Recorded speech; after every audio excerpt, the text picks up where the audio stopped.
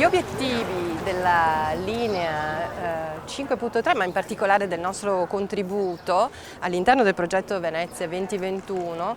sono quelli importantissimi e assolutamente rilevanti a livello urbano di una valutazione della vulnerabilità dell'edificato sottoposto ovviamente ad un'azione ambientale che è quella che ormai conosciamo tutti molto bene di un impatto diretto tra l'acqua di laguna, l'acqua di mare e le murature. Questa è l'evidenza di quello di cui stiamo parlando. Stiamo parlando quindi di un processo che interessa tutte le murature dell'edificato urbano di Venezia ed è un processo, quello della risalita capillare, cioè di assorbimento di acqua da parte dalle fondamenta ma anche direttamente dagli eventi di acqua alta, che comporta un inumidimento, chiamiamolo così, della muratura, ma soprattutto l'assorbimento di soluzioni saline. Ora, il problema delle soluzioni saline è che con l'evaporazione dell'acqua si assiste alla cristallizzazione, all'uscita, alla fuoriuscita, alla cristallizzazione dei sali contenuti nell'acqua di mare e il conseguente degrado fisico che poi vedremo in maniera più specifica. Bene, la linea 5.3 e il contributo del Dipartimento di Scienze Ambientali, Informatica e Statistica in particolare è proprio quello di dare una visione innanzitutto urbana del processo, del fenomeno, cioè quanto impatta veramente questo assorbimento di acqua sulle murature, qual è quindi il degrado che si viene a formare, a determinare non in un singolo caso come quello alle mie spalle, ma a livello proprio urbano, cioè diamo un quadro generale della situazione della città di Venezia. Il secondo obiettivo si riferisce invece all'indicazione di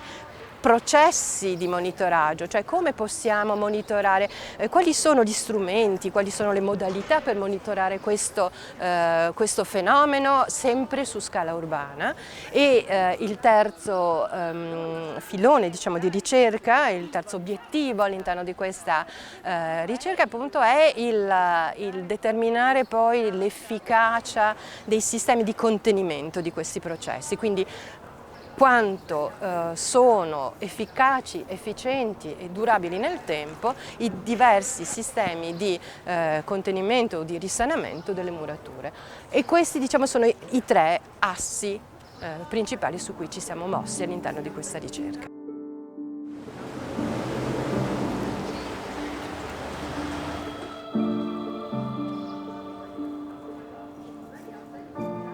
Le attività che abbiamo svolto per il progetto Venezia 2021 hanno seguito due linee parallele principalmente. Una prima attività si è occupata di un monitoraggio a scala urbana estensiva basato sul confronto di immagini d'archivio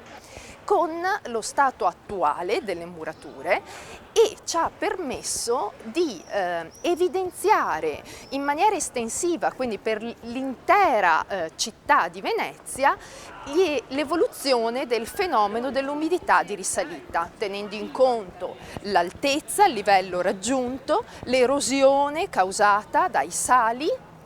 e anche il livello della banda di alghe causata dall'acqua e dal livello medio della laguna. Il secondo filone della nostra ricerca si è occupato della selezione e individuazione di murature con diverse caratteristiche che potessero fungere da modelli reali, quindi in edifici reali veneziani, per il monitoraggio del fenomeno dell'umidità di risalita. E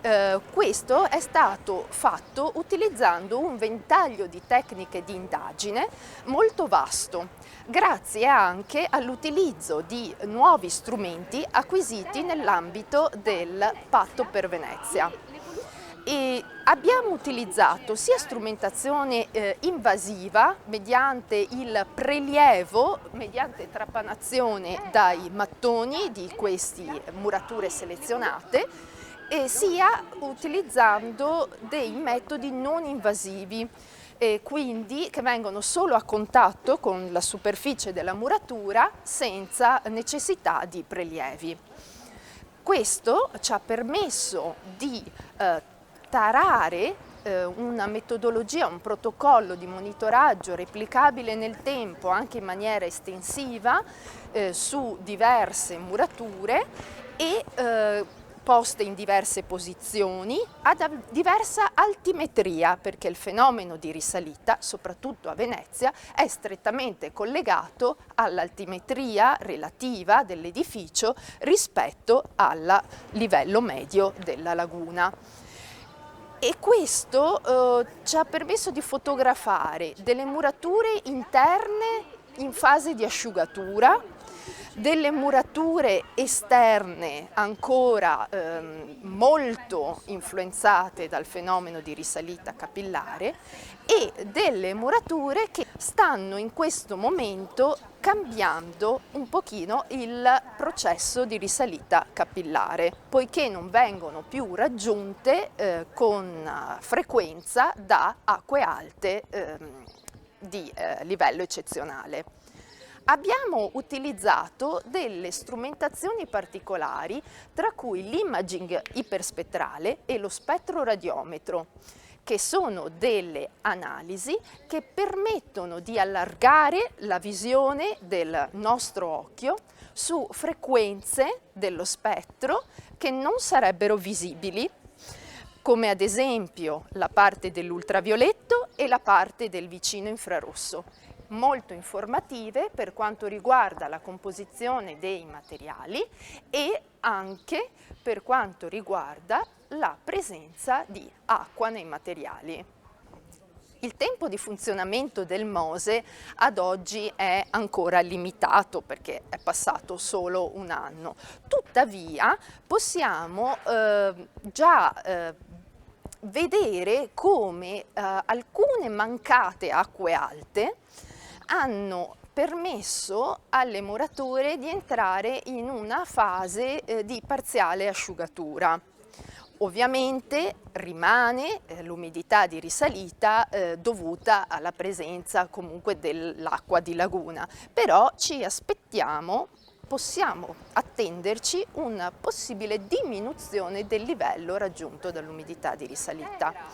Tuttavia questo processo è da monitorare e da tenere sott'occhio, soprattutto perché la fuoriuscita di sali dalle murature può causare erosione della muratura stessa.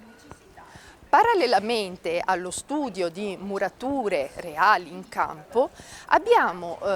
anche utilizzato delle murature modello in laboratorio predisposte ad hoc, quindi con materiali noti e sottoposte a umidità di risalita capillare. Queste murature sono state molto utili sia per la modellizzazione del fenomeno di risalita, sia perché in quest'ultima fase del progetto abbiamo applicato dei metodi di risanamento contro l'umidità di risalita che in questo momento vengono monitorati. Tra i metodi tradizionalmente utilizzati a Venezia e molto utili per bloccare l'umidità di risalita vi è il taglio fisico del muro. Tuttavia compromette la stabilità dell'edificio e non è sempre facilmente eseguibile. Per cui abbiamo provato nei laboratori a utilizzare o delle malte che potessero limitare la risalita capillare e favorire l'evaporazione dell'acqua dalla superficie per abbassare il livello dell'umidità o in alternativa degli intonaci che possano fungere da raccoglitori, diciamo, dei sali e che possano proteggere la muratura da questi fenomeni di erosione. Riguardo ai risultati che abbiamo ottenuto, possiamo dire che il monitoraggio basato sul confronto di immagini ci ha permesso di osservare soprattutto nella fascia di altimetria intorno ai 100-120 cm un peggioramento dell'umidità di risalita capillare negli ultimi 20 anni.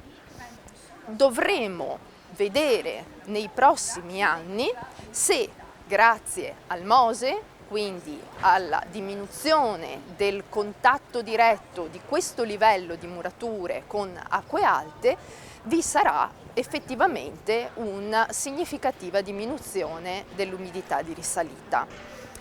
Mentre per murature situate in zone più alte della città non abbiamo questo problema, nel senso che le murature hanno dimostrato una situazione invariata. Ed invariata risulta anche in realtà la situazione dei palazzi direttamente a contatto con l'acqua, quelli delle facciate prospicienti i canali. Per quanto riguarda invece la caratterizzazione e il monitoraggio delle murature, caso di studio specifiche, il tipo di monitoraggio che abbiamo sviluppato ci permette una osservazione non invasiva della superficie significativa. Certo, ogni tot anni sarà necessario anche procedere a un prelievo di controllo per verificare esattamente l'entità dell'umidità di risalite, ma in questo modo estendiamo di molto il lasso di tempo necessario a queste indagini invasive. E il protocollo che abbiamo sviluppato ci ha permesso di osservare che nelle murature di Ca' Foscari, ad esempio, abbiamo un'asciugatura e gli effetti che questo crea sulla muratura, mentre ad esempio in murature come quelle di Catron o di Badoer abbiamo una situazione invariata.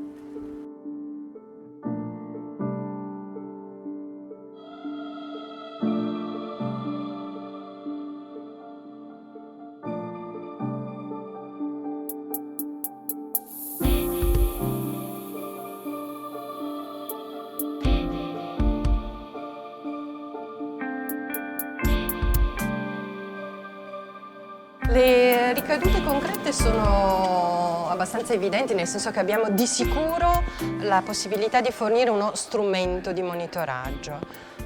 Quindi una modalità, un modo e una strumentazione per monitorare lo stato delle murature, soprattutto come cambia lo stato delle murature, che è la cosa più importante. E questo è molto legato ovviamente a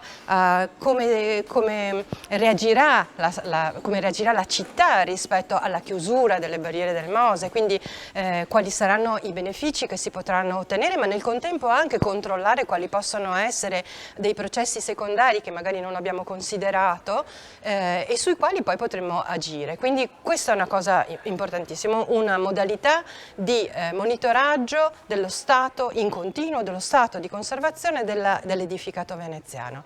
Un altro strumento importante che viene fornito, appunto, oltre alla modalità, è la possibilità di utilizzare della strumentazione non invasiva, quindi la necessità di non dover interagire necessariamente con la muratura in maniera diciamo pesante, nel senso che per quanto piccolo, per quanto ridotto nelle dimensioni, ma un foro che poi di fatto è quello che si fa è comunque sempre impattante. Quindi non solo, ma dà una visione abbastanza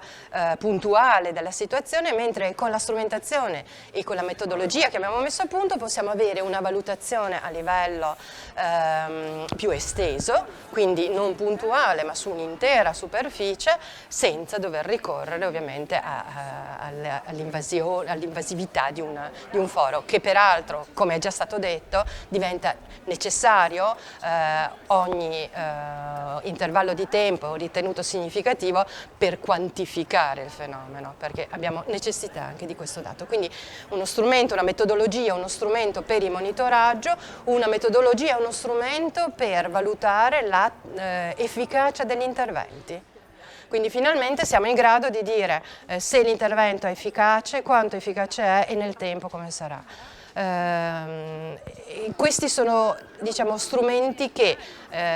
possono essere utilizzati, anzi dovranno essere utilizzati da chi gestisce il patrimonio, sia pubblico che privato, e che daranno una visione generale della città e della sua evoluzione nel tempo,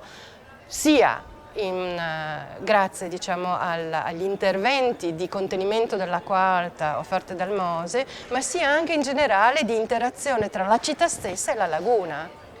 Allora, i destinatari di questa ricerca, dei risultati di questa ricerca sono molteplici, nel senso che sono sicuramente la pubblica amministrazione, cioè chi gestisce il patrimonio costruito, indubbiamente, chi è preposto alla tutela del patrimonio, quindi le sovrintendenze, ma anche i cittadini, anzi diciamo che forse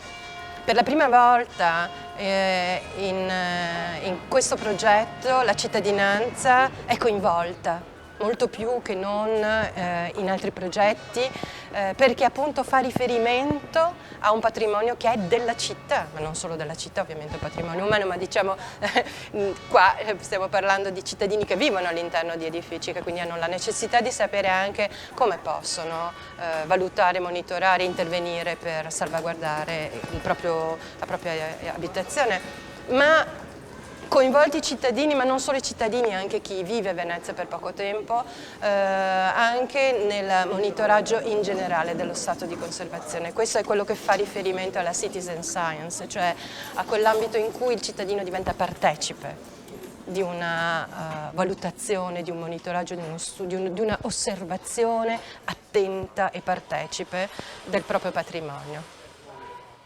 Il futuro di questo progetto sta sicuramente dal punto di vista più strettamente tecnologico, diciamo, e tecnico, sta nella possibilità, grazie a questi risultati, di implementare nuove metodologie per la conservazione. Cioè adesso sappiamo quali sono le caratteristiche a cui, le sollecitazioni a cui i materiali e gli interventi devono rispondere. Bene. Passo avanti, progettiamo materiali che rispondano esattamente a questi requisiti, quindi nuovi materiali,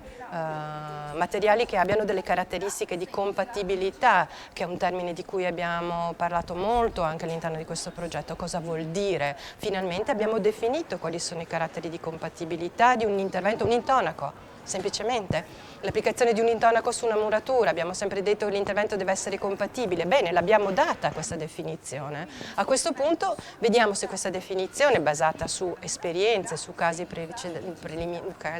analizzati, diciamo, di interventi già eseguiti, se questa definizione effettivamente ha un significato importante sulla durabilità degli interventi e cerchiamo di progettare nuovi materiali che siano in grado di rispondere appunto a questi requisiti. Quindi questa è sicuramente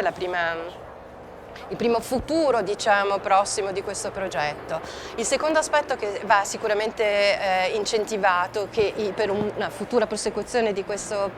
progetto di nuovo è la visione urbana della città, cioè integrare ancora di più questa visione urbana che per la prima volta è stata fatta grazie a Venezia 2021, integrarla e